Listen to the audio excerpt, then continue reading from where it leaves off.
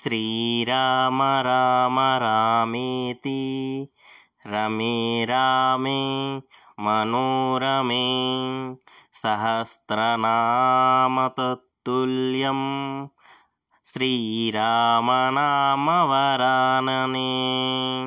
మిత్రులందరికీ నమస్కారం. పునర్వసు నక్షత్రంలో మీ అమ్మాయికి ఒక మంచి పేరుని పెట్టాలి అనుకుంటున్నారా? బేబీ గర్ల్స్ నేమ్స్ ఈ పునర్వసు నక్షత్రంలో మిథున రాశి, కర్కాటక రాశి వస్తుంది. అక్షరాలు కే, కో, హ, హి అక్షరాల మీదే పేర్లు వస్తాయి. అయితే ఈ పునర్వసు నక్షత్రం శ్రీరాముల వారి నక్షత్రం అన్నమాట. ఇందాక చెప్పిన శ్లోకాన్ని మీరు 3 సార్లు కనుక స్మరిస్తే విష్ణు సహస్రనామం, శివ సహస్రనామం చదివిన ఫలితం మనకు ఫలిస్తుందండి. మీ అమ్మాయిది కూడా రామువారి నక్షత్రం కాబట్టి. మీరు గనక శాంతి లోహిత్ క్రియేషన్ని మొదటిసారి చూస్తుంటే ఒక లైక్ వేసుకుని సబ్స్క్రైబ్ చేసుకుంటారని నా మనవి. ఇంకా లక్ష్మీదేవి లాంటి మీ అమ్మాయికి ఒక మంచి పేరుని చూసుకుందామా? First name Hanvika. హన్విక అంటే సరస్వతీదేవి అని అర్థం అన్నమాట. ఇంకా లక్ష్మీదేవి అని కూడా వస్తుంది. తర్వాత గోల్డ్ అన్న కూడా హన్విక అని అర్థం వస్తుంది. అంటే మన కూతురు బంగారం లాంటిది అని అర్థం అన్నమాట. హనీ అని కూడా అంటాం. హన్విక అంటే ఇన్ని అర్థాలు ఉన్నాయండి. సరస్వతీదేవి, లక్ష్మీదేవి, హనీ, గోల్డ్ బంగారం అనమాట.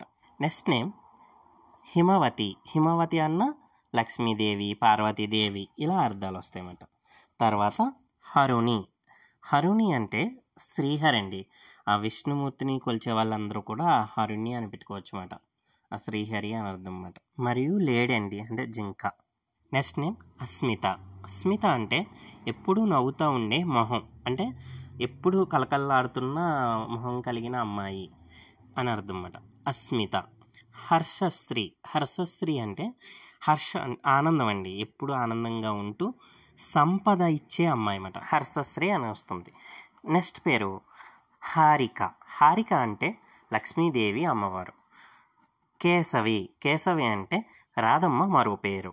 కృష్ణుడికి ఇష్టమైన ప్రియసఖి మరియు పొడవైన జుట్టు గల అమ్మాయి, అంటే పొడవైన కురులు కలిగిన అమ్మాయి.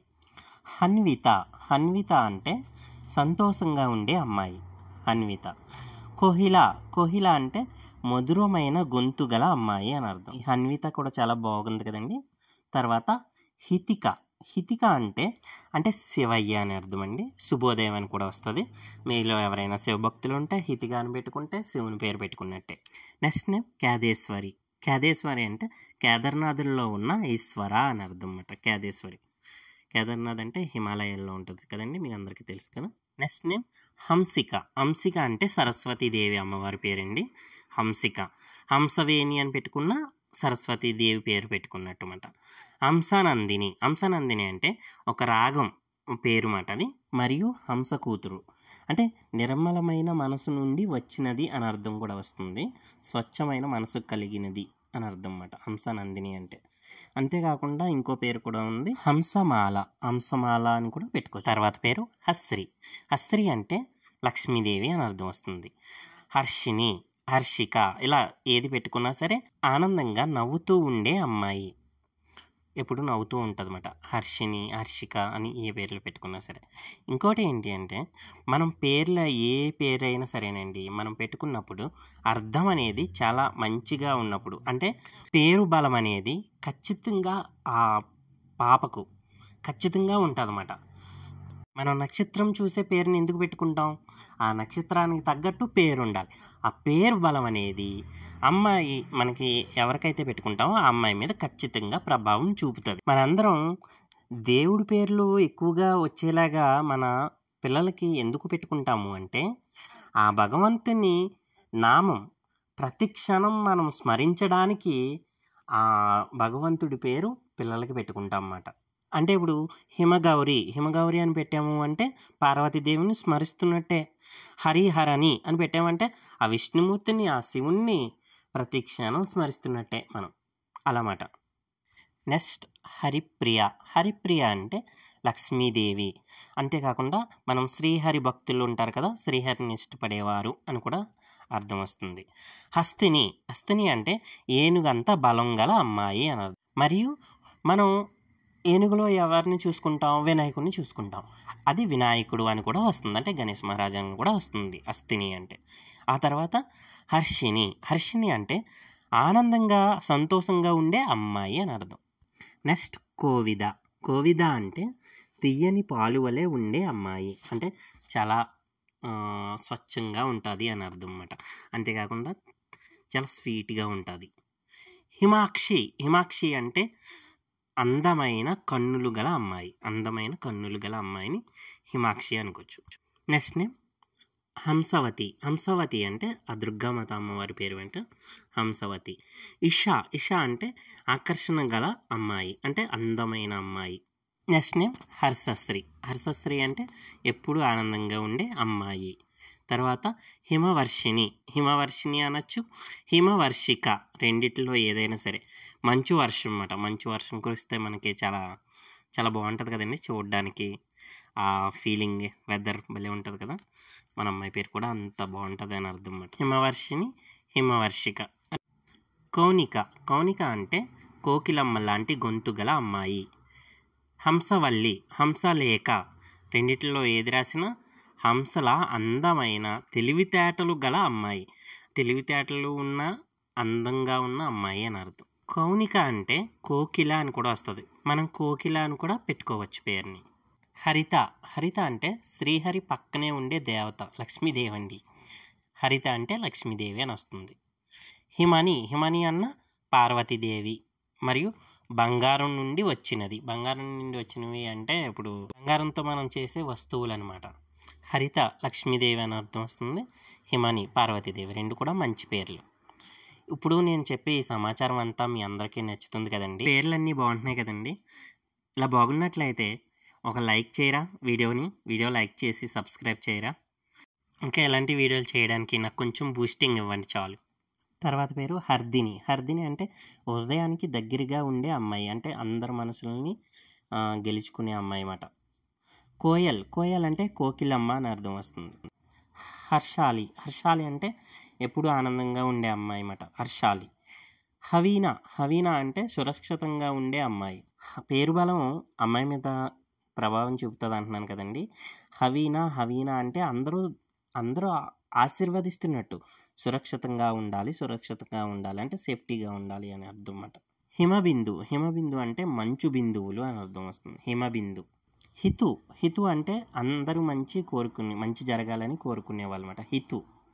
కేలి. కేలి అంటే కాళీమాత. కాళీమాత, కలకత్తా కాళీమాత కేలి అంటారు. కేయ చాలా శక్తి గల అని కూడా అర్థం వస్తుంది. కేయ ఒక ఋతుపావనం పువ్వు అన్నమాట. ఒక ఋతుపావనంలో వచ్చే ప్రత్యేకమైన పువ్వు, దాని పేరే కేయ అంటమాట. కేయ. హస్విత. హస్విత అంటే ఆనందంగా ఉండే అమ్మాయి.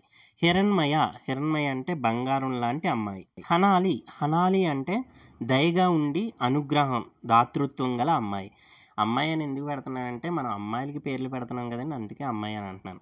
హర్నిక. హర్నిక అంటే వాసుదేవుడు అని అర్థం. హంసలేఖ చాలా తెలివితేటలు గల అమ్మాయి. హిమలి. హిమలి అంటే చల్లగా ఉండే అందమైన అమ్మాయి హిమలి. హరలి. హరలి అన్న హర్లి అన్న రెండింటికి ఒకటే అర్థం. హరివిల్లు, ఇంద్రధనుస్సు అని అర్థం అన్నమాట.